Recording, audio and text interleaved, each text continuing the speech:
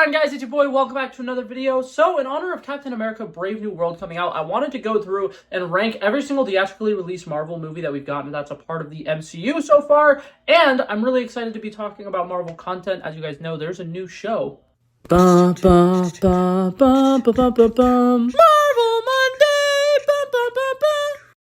Did you like that intro? I don't want to tell you how long it took me to make that intro, but it took an embarrassingly long amount of time. I hope you guys enjoyed that because that took a lot. But anyways, we're going to be talking about Marvel today, and specifically ranking every single MCU movie, starting with the beginning of Phase 1 and going all the way to where we currently are, I believe, halfway through Phase 5.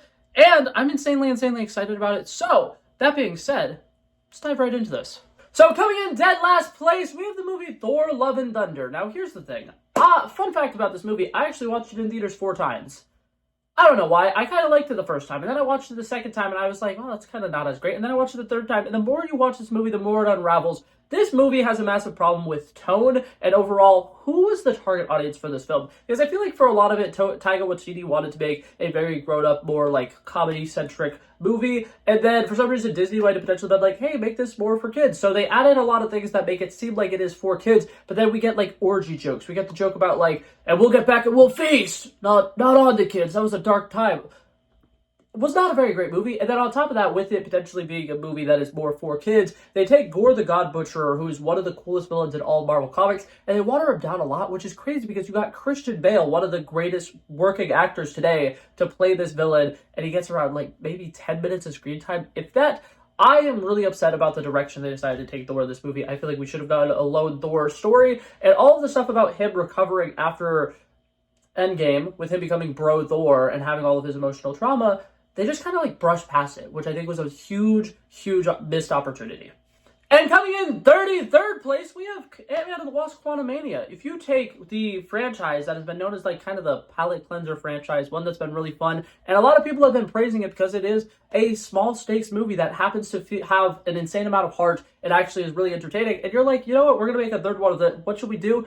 Make it the biggest scale we possibly can. There's going to be multiversal implications. We're going to have the big bad for the next 6 years of our movies and introduce him in this film. What were you guys doing with this film? Ant-Man and the Wasp: Quantumania, for one, feels so devoid of any of the heart and soul that the first 2 Ant-Man movies have. A lot of the characters, like Louise, just straight up are not in this movie, and it just straight up doesn't feel like an Ant-Man movie. If you watch all 3 of the Ant-Man movies in a row, this one sticks out like a sore thumb, and it's weird because for the most part, the MCU, their trilogies are relatively consistent. You watch all of the Thor movies, they all feel relatively similar. You watch all the Iron Man movies, they feel like they have the same heart and passion with them. But then you get to this one, and it's like there's no sense of anything that makes it feel like an Ant-Man movie. And then on top of that, you take the cool premise of Ant-Man is that he shrinks and grows, and you put him in a place where we're unfamiliar with the surroundings. The scenes where he's supposed to be like absolutely gigantic, we can't relate to that because like there's nothing that we can compare him to that we recognize. And it just takes away all of the fun of this character, in my opinion. Coming in 30 seconds, this is another one of those movies where the more you watch it, the more it unravels. Iron Man 2, for the most part, I have a really good time with this movie. I love Sam Rockwell as Justin Hammer. I feel like that is one of the best casting decisions Marvel's ever done, and they've really dropped the ball by not bringing him back at some point. But I think that for the most part, this movie could have worked had they given Jon Favreau the amount of time he needed. He said he needed about 2 years to work on the script and to make sure they had a great story for this, and instead they gave him less time and more stories that he needed to include so he could set up the Avengers. And you could really feel that there's way too much people cooking in the kitchen, in a sense, in this movie, because they're working on, we're going to build up the Avengers. We're going to introduce Justin Hammer. We're going to introduce Whiplash. We're going to have Whiplash's story with his vengeance about how his father technically died because of Tony Stark's father. And this is like a really big deal. It's going to be very serious. And for some reason, Whiplash is just constantly like, they're like, I want my bird. And he does nothing throughout the majority of the movie. And it's weird because some of the best parts of this film really just gets put to the side. And there's an entire subplot where Tony Stark is dying and he creates a new element. Way too much going on in this movie. Really wish I could have enjoyed it more, but I just can't. Coming in 31st, we have, in my opinion, the most overhated Marvel movie of all time, Thor: The Dark World. I enjoyed this movie. I actually, if I'm going to rewatch a movie for Marvel Phase 2, this is one of my first options. I think that this movie is unironically one of the funniest movies that we have in the entire MCU, and I think that a lot of the stuff with Thor and Loki interacting is absolutely incredible. We get some fun stuff with the Warriors 3. The death of Frigga is a relatively beautiful scene, and we get a Viking funeral. There's definitely a lot of aspects of this film to like, but at the end of the day, we have a villain story that's not compelling. We have a lot of just monotone colors. I mean, the entire film is just so gray and beige and not fun to watch. And for the most part, there's not a whole lot of memorable sequences in this movie, except for Dr. Eric Selvig streaks in Easter Island in this movie. I love that. For some reason, he goes to Stonehenge, she's stripping, and he's streaking. That, anytime I think of a scene from pre-Disney Marvel, that's for one reason one of the first scenes that comes to my mind. But then I remember, that is during Disney owning Marvel. I don't know why that happened, but I love it. Coming in 30th place, we have one of the most unique origin stories that Marvel did, Captain Marvel. And for the most part, I do want to applaud Marvel for this. A lot of times people were attacking Marvel for being formulaic and like every single origin story feels exactly the same. Character gets introduced, they get this power set, they end up having to fight somebody who has the same power set. And for this one, they wanted to do something different. The character already has their powers, but they have amnesia, so they need to figure out how to use their powers, they need to figure out where they got their powers, and they need to learn their origin story while we, the audience, are also learning the origin story. I thought that that was an interesting concept. I think that Brie Larson as Captain Marvel is relatively good casting, and setting this in the 90s was really fun. I think that the only problem that this movie really has is a lack of a great villain. I feel like Jan Rog is incredibly forgettable, and the twist with the scroll, that's a whole other thing I could get into. I'm not going to. And I feel like another thing that this movie is just completely missing is the time that it came out. If this movie came out during Phase 2, I feel like people would appreciate it a lot more. They did a lot of really fun stuff with establishing back what S.H.I.E.L.D. was like in the 90s, which I thought was cool. Phil Coulson and Nick Fury in it is great, but overall, this movie just doesn't stick a landing. And coming in 29th place, we have The Incredible Hulk. I feel like this is another one that is incredibly overhated. I don't think it's as bad nowadays, but if you watch any videos of people ranking the entire MCU back before Infinity War, this was dead last almost every single time. But for the most part, I like a lot of elements of this film. I like the fact that we dive straight into it. We don't deal with the origin story because we've already seen how the Hulk comes to be, and they actually do a great job of kind of adding a mysterious element to this, because for people who don't necessarily know what's going on, the first act of this movie, he's constantly checking his watch, and you're like, why is he checking his watch? And then you're watching this character as he's completely freaking out, and then he hulks out for the first time, and the VFX look great. I think that the fight sequence with him and Abomination towards the end is really good, and a lot of people don't give credit where credit's due. Tim Roth as Abomination was absolutely incredible. He was just a devoted soldier who really wanted to do his job and would stop at nothing to complete his mission, and I think that that was a great villain. A lot of the other parts of this movie did not work, though.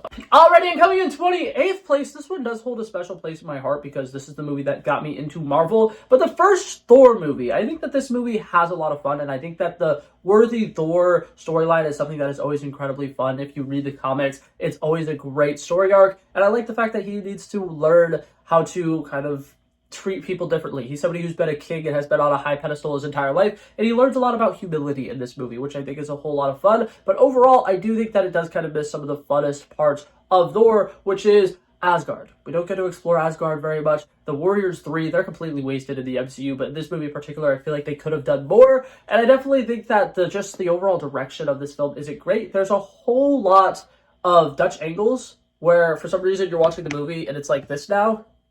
And it's like, okay, well, like that's a choice. And you don't really realize it when you're watching it like the first couple of times, but now that I've seen it like 6 times, half of the movie is diagonal for some reason. And that's really weird. And I think that a lot of the action sequences and whatnot just do not live up as much if you go back and rewatch this movie compared to some of the other Marvel movies. So I enjoy it, and I have a relatively good time with it, but it is definitely not my favorite.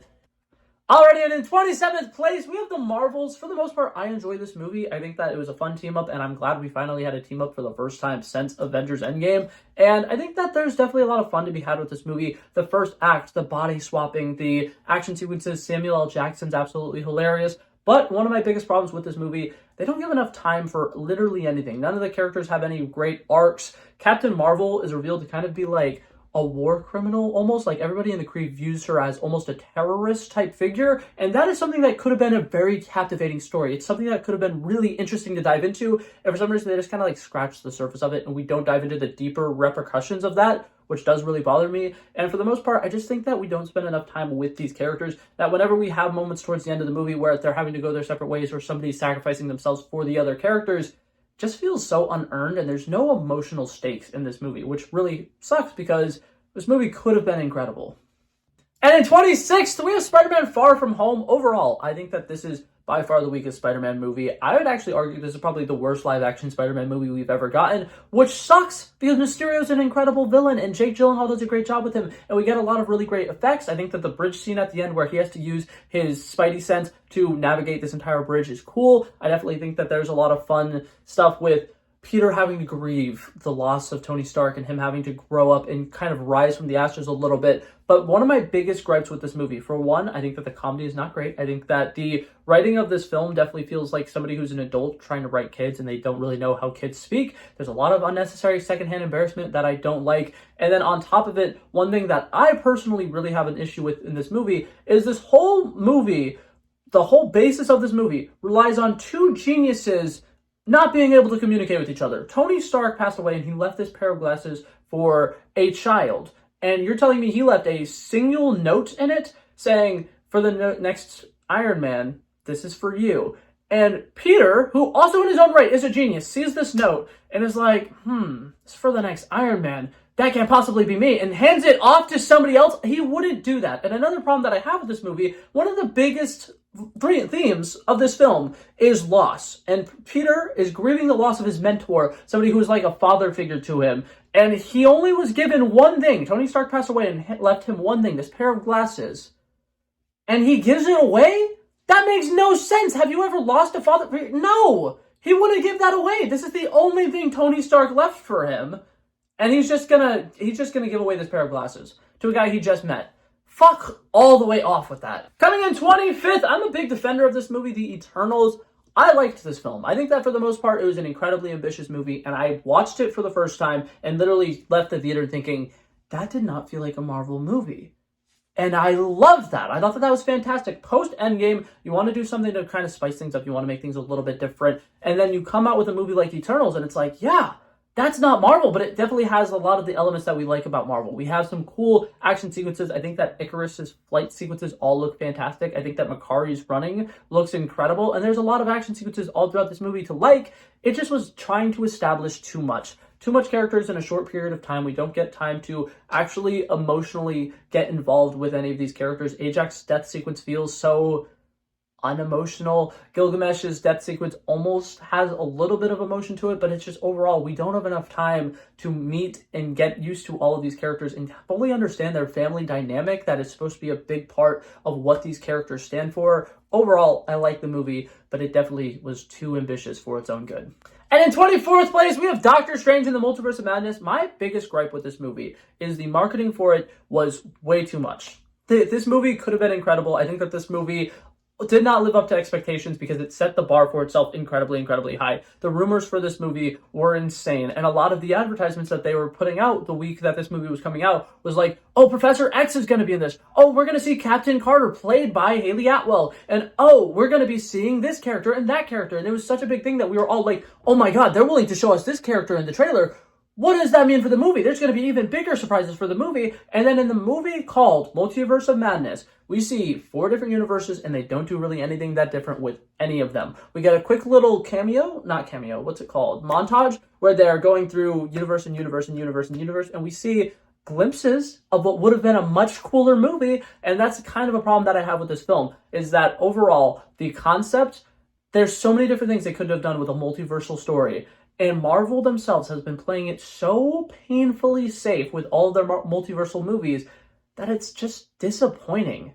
Alrighty, coming in 23rd place, I will admit, this is a movie that grows on me every time I see it. Black Widow. This movie obviously came out during one of the worst times for it to potentially come out. It should have came out right after Civil War. But that being said, I think that the action sequences in it is a whole lot of fun. I like Taskmaster for the first 2/3 of the movie. Why did they switch the origin story? That was really unnecessary. They shouldn't have done that. But for the most part, I have a good time with this movie. I like the spy espionage side that they're kind of getting at. I think that the relationship between Yelena Belova and Natasha Romanoff is incredible, and they have a really good chemistry, those two actresses. And for the most part, there's a lot of fun to be had with this movie. I like the personal stakes of we have to take down the Red Room. They're the reason we have been tortured for so long. Why is it still standing? I like that. I liked the stakes of this movie. I liked everything that they were trying to do with this movie. One of my biggest gripes about this movie, and I still stand by this movie would have been 10 times better if any of the main characters died at the end. And I know that's kind of a crazy thing to say, but the final act of this movie is a building falling out of the sky, and the only person that dies is the villain. That really bothers me. I do understand that now, because Thunderbolts is coming out soon, Florence Pugh and David Harbour were expected to return. At the time, since we weren't necessarily sure about that, I feel like David Harbour 100% should have died in Black Widow, and it would have been a great end to his arc in this movie, which is like, he always talks about how he has so much glory as a hero, and he always wanted to be a hero, but his own daughters didn't really see him as a hero, and he would have died as a hero. That would have been a great end to that character. But that being said, he's still here. Thunderbolts is going to be great. I'm excited for it. And for the most part, I enjoyed this movie enough. In 22nd, we have Ant-Man and the Wasp. I loved these palate cleanser movies. I think that this movie right after Infinity War was fantastic because it's like that movie ended and we were all depressed and we're like, oh my god, what's happening? And then we can go watch Paul Rudd being a silly little guy and doing a low stakes heist movie. And it's so much fun. I loved the kind of passing around of everybody's after the lab. They need to get the lab and there's 3 different parties who all want this exact same thing. While Scott is supposed to be on house arrest, I think that that's a fun element to add to this film. And for the most part, there's just a lot of fun action in this movie. I think that Evangeline Lilly as the Wasp is best done in this movie. After this movie, we don't really get to see her doing Wasp stuff again. And it's just fun in this movie. I have a really good time with it. And you got Walton Goggins. I love Walton Goggins. Alrighty, and coming in 21st place, we have Captain America, the First Avenger. I personally really love this film. I think that Red Skull is a really great villain, and I love just the overall patriotism of this movie. I think that making it a period piece that takes place in the 1940s was absolutely incredible. I think that the story of Steve Rogers being this scrawny kid who wants to defend his country, and for some reason they're just not letting him, and all he needed was the one chance that Dr. Erskine gives him, which is incredible. I absolutely love the transformation scene. I think that that scene is still one of the coolest scenes in the entirety of the MCU. And I just overall really love just the way that they montage through the war, the American man with a plan. A lot of the elements of Captain America is a really stupid and ridiculous character, if we're being honest. It's really hard to make a serious Captain America movie. And Chris Evans just plays this character with so much gravitas that it just works. In 20th place, we have Doctor Strange, the first Doctor Strange movie. I have a really good time with this movie. Every single time I rewatch it, I really love it. The visuals are arguably some of the coolest visuals in the entirety of the MCU. Benedict Cumberbatch playing a douchebag, he's really good at that for some reason. I don't know why I wanted to bring it up. He's good at that. Tilda Swinton as the Ancient One. Incredible casting. I think that was one of the best casting decisions Marvel ever did, and her death sequence in this movie is still, in my opinion, one of the most beautiful scenes in the entirety of the MCU. The slow motion lightning bolt going across the screen and her talking about how death is what gives life meaning, to know that your days are numbered. Sobbing every time. It's so good. It's so well done. I absolutely love this movie. I do think that this movie kind of struggles with a lot of the same problems that Thor: The Dark World deals with, where the villains are just not that interesting. I personally like Caecilius, but I am just a huge Mads Mikkelsen fan, and Dormammu is barely in the movie. That being said, the third act, Dormammu, I've come to bargain, is still one of the best ways that they've dealt with a big bad in a movie, and I do really enjoy the different nature of this film. I like the fact that this movie really stands out.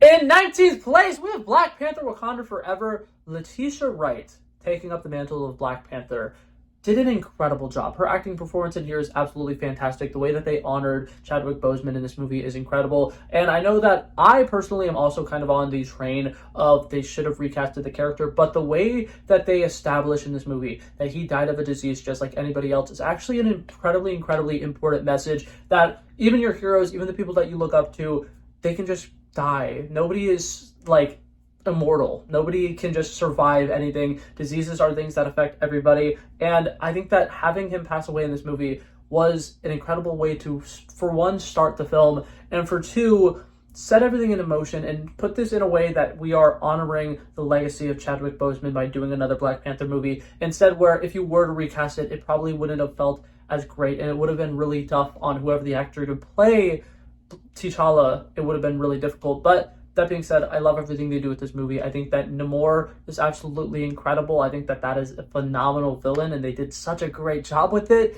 And overall, I think that the action sequences in this movie are great. The Killmonger cameo, I'd argue, is the best cameo we've gotten in the last 4 years of Marvel. And I know people are going to be like, but Deadpool, Wolverine, but No Way Home. That Killmonger scene is incredible, and I loved everything about it, and that was awesome. We needed a moment like that in this movie, and it really is what put this movie over the top for me. Because if not, I do think that this movie drags on a little bit. It is one of the longest MCU movies that's not a team-up movie, and I definitely feel like there's definitely parts of it that feel slow, but stuff like that Killmonger scene really just put it over the edge for me. And in our 18th place, do people still hate this movie? I have Iron Man 3. I'm a really big fan of this movie. I think that this is one of the best character studies that Marvel has ever done. I think that Robert Downey Jr.'s acting performance in this movie is absolutely incredible. The Mandarin twist is something that I've actually always really been a defender of. The Mandarin is a character that could not be done incredibly well in the MCU without making it offensive. And the way that they're kind of setting him up as this terrorist in this movie is really interesting. And if you actually think of the logistics of Iron Man 3, it is absolutely insane, that movie. We have a billionaire who runs this, science tech company. He's somebody who really wants to, regenerate limbs. He wants to do this extremist project, right? And it's really interesting. And he goes around, makes a bunch of fake terrorist attacks to steal the president, which, by the way, the vice president was in on this thing the entire time.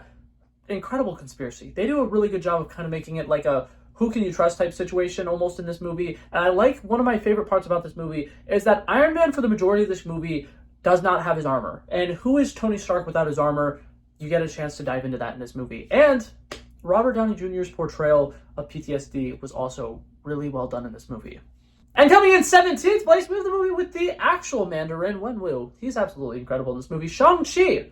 I really, really enjoyed this movie. I think that Simu Liu joining the MCU is an absolutely amazing, amazing casting decision. I think that he plays this character incredibly, incredibly well. And I think that the action of this film is undoubtedly some of the best choreographed fight sequences in the entirety of the MCU. The stuff on the scaffolding is so much fun. The bus sequence is absolutely incredible. And I love the way that they do the origin story in this movie by having flashbacks throughout the film where we're seeing, okay, this is when he lost his mother. This was a very emotional time for him. Here's where his dad kind of taught him to be a fighting machine and had him doing a lot of very vicious and violent things. And I like the way that we show his sister having to teach herself how to fight because her father is not letting, women fight. And I like that entire dynamic of like, here's the golden child, here's the child who's always been kind of miscasted, and them having this conflict and then them having to all come together as a family.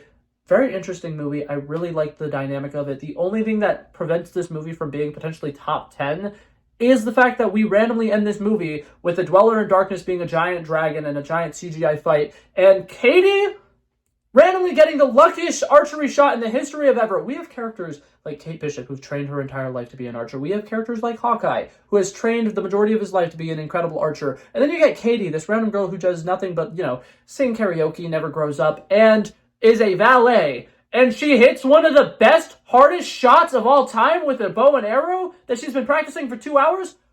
Fuck all the way off.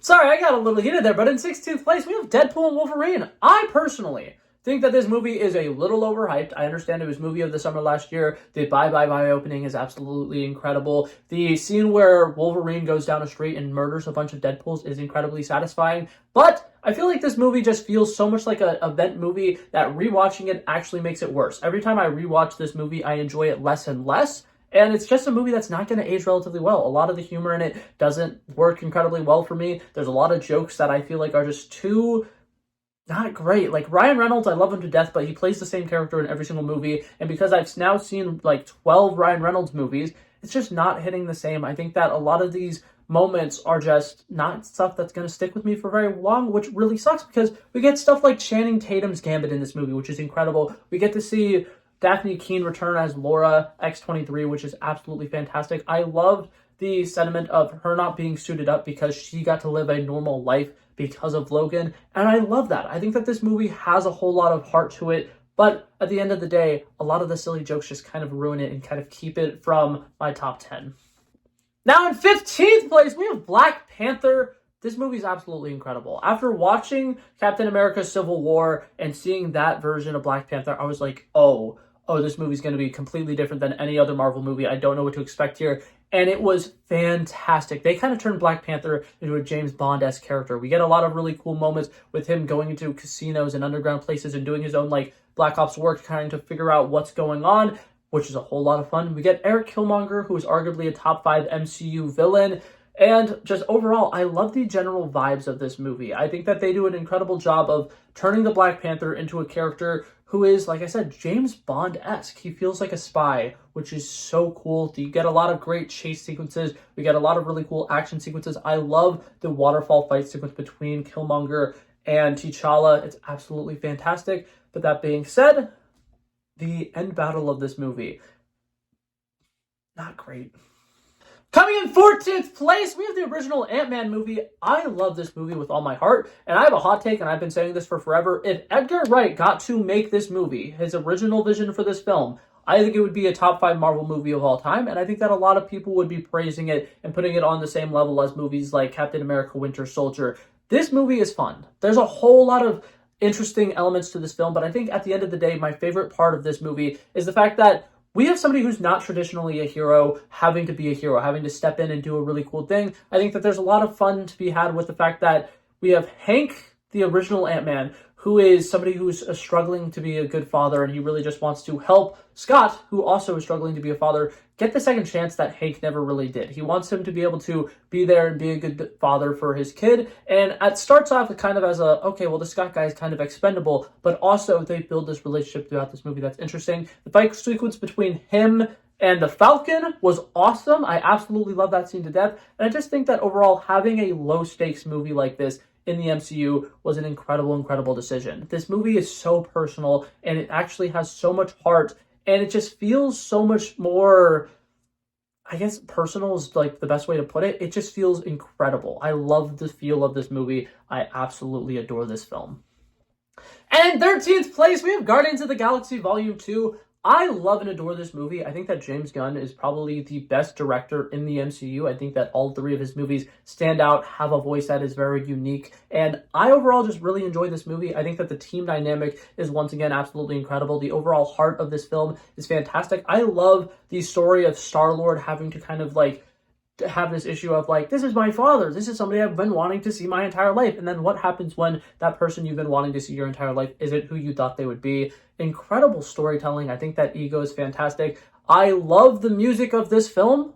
All of the Guardians of the Galaxy movies are absolutely incredible, but I love Brandy, and I love The Chain, and I love just all of the music in this film. It's just incredible. The colorfulness of this movie is also something that I'm really a big fan of, and the interactions between Yondu and Rocket all throughout this film just make it so emotionally driven that I love this film. The only reason I don't enjoy it as much as some of the other movies is because, in my opinion, the comedy of this movie does not work nearly as well as the other Guardians of the Galaxy movies. I think that they make Drax too stupid and loud, and it's not as entertaining. In 12th place, we have Thor Ragnarok. I personally am a really big fan of Thor Ragnarok, but I also am personally a really big believer that this movie has kind of started the downfall of a lot of superhero movies. I think that Thor Ragnarok came out, and the success of it was such a big deal that like a lot of other film studios are like, oh my god, a lot of non-comic book fans went out to see this movie because it's a comedy. We need to start throwing comedy in these movies that don't necessarily need comedy. But that being said, this movie obviously did it the best. I think that the comedy in this movie is absolutely incredible, but they still have a lot of emotional sequences like Odin's death, where it is incredibly just captivating. They do a really good job of having an emotional heart to it. I love the overall speech where he's like, "Are you Thor, god of hammers?" That's great. I love that. I think that that's fantastic. I think that the whole entire subplot with Hulk and the Grand Master is fantastic. Sakaar is an incredible place that I would love to see again in the future of the MCU, and I just really enjoy this movie. In 11th place, we have Spider-Man Homecoming. After Captain America Civil War and seeing that Spider-Man, I was so insanely excited to see what we would get with this Spider-Man character. And they start off right off the bat with an incredible story. I think that Michael Keaton as the Vulture is a top 5 MCU villain. I think that he's absolutely phenomenal. And I love just the overall sentiment of Spider-Man having to kind of like keep his private life and trying to keep his secret identity. I think that it's really interesting and it's well done in this movie. I love some of the sequences like the Washington Monument sequence. He is incredibly high. I love the stuff with him trying to figure out the new technology in this suit. He's a teenager who just got gifted one of the most powerful suits in the, like, ever. And he's just kind of dicking around with it. And I think that that's what any teenager would do. And I think that overall, Tom Holland really did a great job of showcasing that his Peter Parker is an incredible Peter Parker. I loved this film. But starting off our top 10, we have Spider-Man No Way Home. I definitely feel like this movie could have dove into the multiverse a little bit more, but that being said, we get Tobey, Andrew, and Tom all on the screen together. We get to see 3 Spider-Men fighting against almost a Sinister Six. I still to this day don't know why they didn't just include a 6th villain there so it could be a proper Sinister Six. But that being said, incredible action in this movie. The sequences with them all together working in the lab and then the rooftop sequence where they're all talking together. There's a whole lot of fun to be had with this movie. And I love the fact that they were able to do it in universe in a way that actually made sense. And it wasn't just like a random cash grab cameo. I liked it. I really enjoyed this movie. I liked that they were supporting characters. And I love the fact that this showed us that all 3 of these home Spider-Man movies, this Tom Holland trilogy, was actually just a slow build to his regular origin story. He's now the Spider-Man from the comics so much, and he's so alone, and I really love the way that they were able to make this movie this emotionally driven and have these multiversal things going on, but still be incredibly grounded at heart. In 9th place, we have the original Avengers movie. I think that this movie is just a timeless classic. I can rewatch this movie probably about 20 times, and I still really enjoy it every single time. The beginning does start off a little slow, but that being said, every single character falling into line is absolutely interesting. We get a lot of fun interactions on the helicarrier. I think that the first sequence between Thor, Captain America, and Iron Man where they're fighting in the middle of the woods is so much fun, and that's just a lot of really great action sequences. And I think that the Incredible Hulk in this movie is so good. I still to this day think that that's the best design we've ever gotten for the Hulk. I think that him fighting the Leviathan and just the one-punch shot is still one of the most iconic sequences in the entirety of the MCU. And I really do genuinely believe that this is one of the best movies they've ever made. Coming in 8th place, we have Avengers Endgame. I think that there's a lot that could be said about this movie that is absolutely incredible. The time heist is so much fun. The whole storyline with them having to go back and figure out where the stones were and getting the stones is great. I like the fact that we have the OG 6 Avengers working together for one last time. And I think that the end battle has a lot of really great moments to really enjoy. So instead of talking about all the incredible things about Avengers Endgame, because we will be sitting here for 12 minutes, I'm going to talk about the reasons why this is not higher up on the list. For one, everything that they did with the Thor storyline, I think, was great. I think that it could have worked out. However, they let Don Cheadle make one too many quips about it. I think that all of the jokes about him and kind of like body-shaming Thor just absolutely ruined that character arc for me. I think that the story of him discovering that he is still worthy and him going through this depression and him putting on a bunch of weight and really letting himself go is a very important story that needed to be told. But for some reason, Don Cheadle makes about 6 jokes about Thor being fat. And that's where they lost me with this movie. I think that there's a lot of elements of this film that are great, but they just had too many MCU little quips in here that did not need to be in here. And it completely ruins a lot of the serious moments, and it completely ruins a lot of what makes these characters interesting. And it takes away from the seriousness of it all.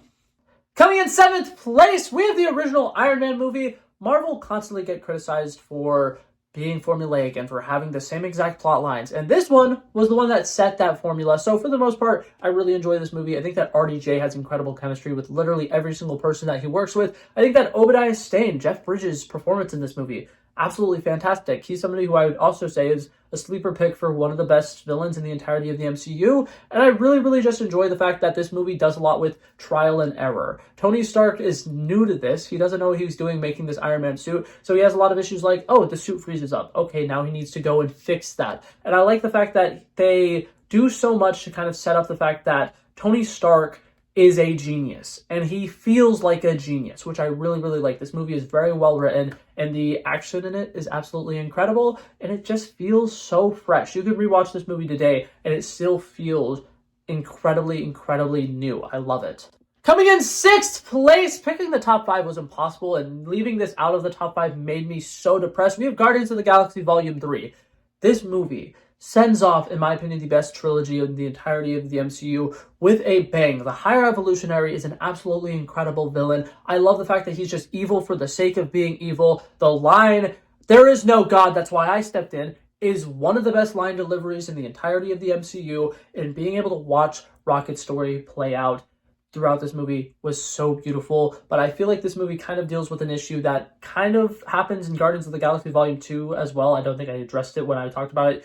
But for some reason, a lot of the team doesn't necessarily feel like they're together for the majority of this film. They kind of separate them a lot, which makes it very triumphant when they come all together at the end of the movie. But because they did that in Guardians of the Galaxy Volume 2, it felt a little cliche. So I like this movie. I once again love the music of it. I think that The Dog Days Are Over being one of the last songs of the film is absolutely incredible. And I think that all the characters have really well done character arcs in this movie, and the stakes are absolutely incredible. I just do kind of wish that Rocket wasn't passed out for the majority of this film.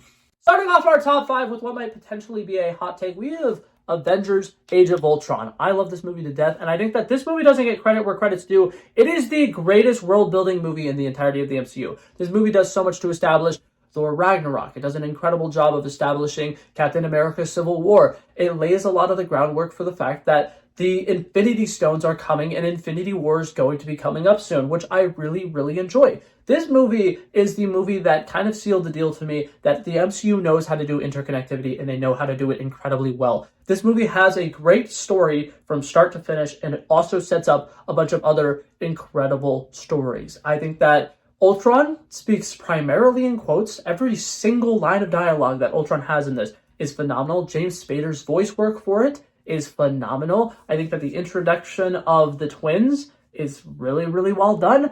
The Vision sequence where he picks up Mjolnir is also an incredibly well-established shot. They start off this movie talking about the hammer. They have this scene at the party where they're all like, "Oh, you need to be worthy to, lift up this hammer." They're all joking around trying to pick it up. And then they use that rule that they established earlier in the movie to show that Vision isn't just somebody they can trust. He is one of the few people who is worthy enough to pick up Thor's hammer. Incredibly well-written movie. Sorry, cut me off. I will die on the hill that this is one of the best Avengers movies. I have it the second best Avengers movie, above Endgame and above Avengers, and I stand by that.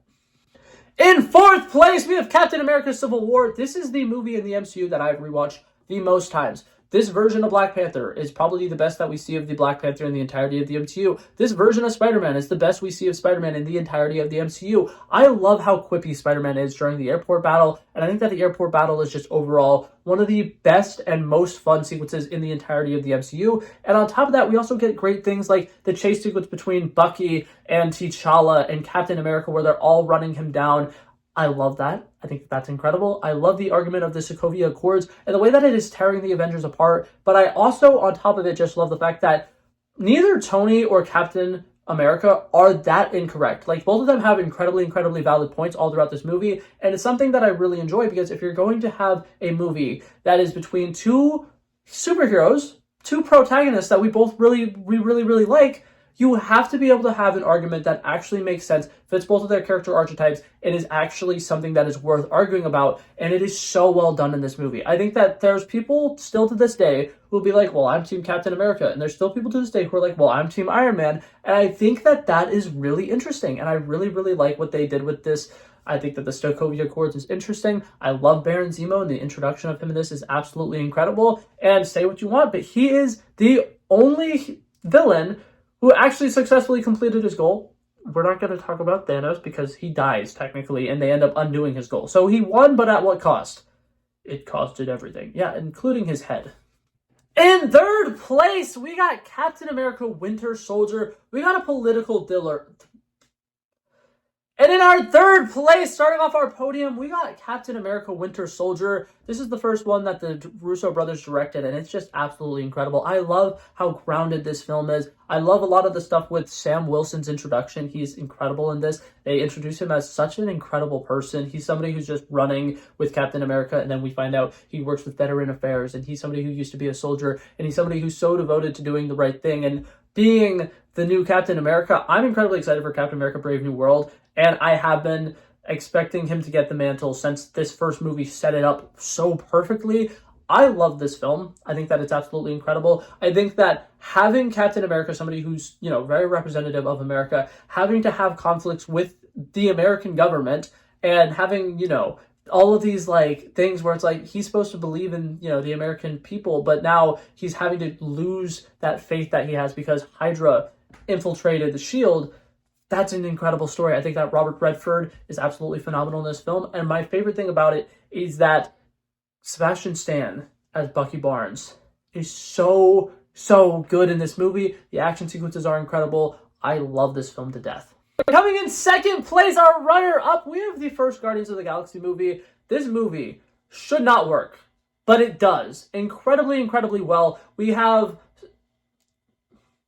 Already in our runner-up, we have Guardians of the Galaxy. I love this movie to death, and one of my favorite things about this film is that it, in so many different ways, should not work. There is a raccoon in a talking tree, and the tree is going to die at the end of the movie, and it's going to make you cry.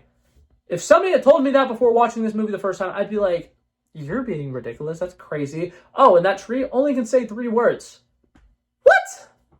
I love this movie to death. I think that James Gunn is absolutely incredible. The way that he was able to kind of create these intricate characters that have so many different layers to their emotions and their personalities is phenomenal. I think that Chris Pratt as Star-Lord is one of the best castings they've ever done. I think that his energy in this movie is just absolutely incredible. I think that Zoe Saldana as Gamora is really well done. And I think that overall, the only thing that the original Guardians of the Galaxy movie really lacks with is not having an incredible villain. Ronan the Accuser is not that interesting, but the overall conflict of him having the Power Stone and wanting to destroy the universe is interesting. And I like the fact that our Guardians in this movie aren't even heroes. They're just people who don't want to die. And they're people who want to protect the universe because, as they say, they're one of the idiots who live in it.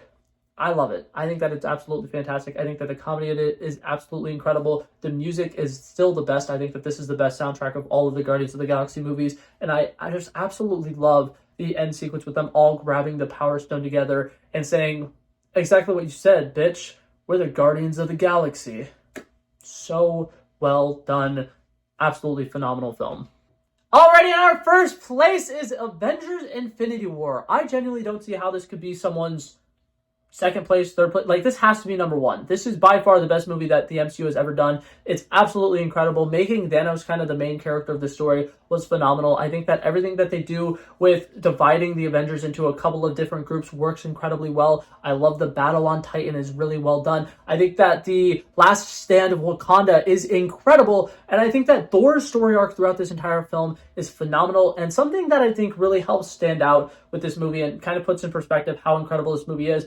It would be so hard to make a version of this movie where the Guardians of the Galaxy don't kind of feel like they're shoehorned in there, but they tie them into this movie so incredibly well, and they are able to just interweave so many different storylines incredibly well, make everybody work together in a way that just makes sense and fits perfectly. And overall, the best thing about this movie is they let the villain win. Phenomenal film. I can rewatch it 700 times. I genuinely love this movie, and I will with every ounce of my being for the rest of forever. But yeah, that being said, that's it for this video, guys. Thank you guys so much for coming by and checking it out. I love and appreciate you guys so much for watching. And if you liked it, feel free to like and subscribe, and I'll hopefully see you guys in the next one. Peace out. Bow, bow, bow.